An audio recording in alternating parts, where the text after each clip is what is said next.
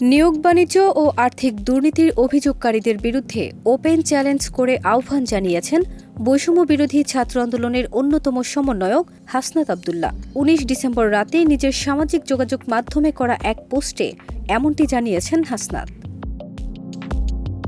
তিনি লিখেছেন, কিছু ব্যক্তি সামাজিক যোগাযোগ মাধ্যমে আমার বিরুদ্ধে নিয়োগ বাণিজ্য, পদায়ন, বদলি এবং নানাবিধ আর্থিক দুর্নীতির কথিত অভিযোগ তুলেছেন।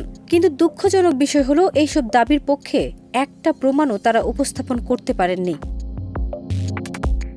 তার বিরুদ্ধে আনিত অভিযোগ নিয়ে হাসনাত আরও লিখেছেন, আমি স্পষ্টভাবে জানাতে চাই, আমার বিরুদ্ধে আনিত যে কোনো দুর্নীতির অভিযোগ যদি ১ টাকারও প্রমাণসহ উপস্থাপন করা যায়, তা হোক নথি, ভিডিও, অডিও কিংবা কোনো ব্যক্তি নিজে সাক্ষ্য দিয়ে প্রমাণ করেন, তাহলে আমার অনুরোধ থাকবে সেটা আপনারা নির্ভয়ে সামাজিক যোগাযোগ মাধ্যমে প্রকাশ করুন, সংবাদপত্রে প্রকাশ করুন এবং আমার বিরুদ্ধে মামলা করুন।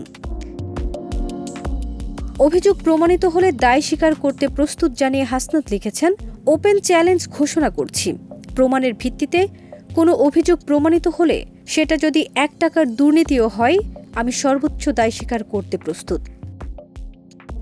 ফারজানা নিকিতা, দেশ রূপান্তর।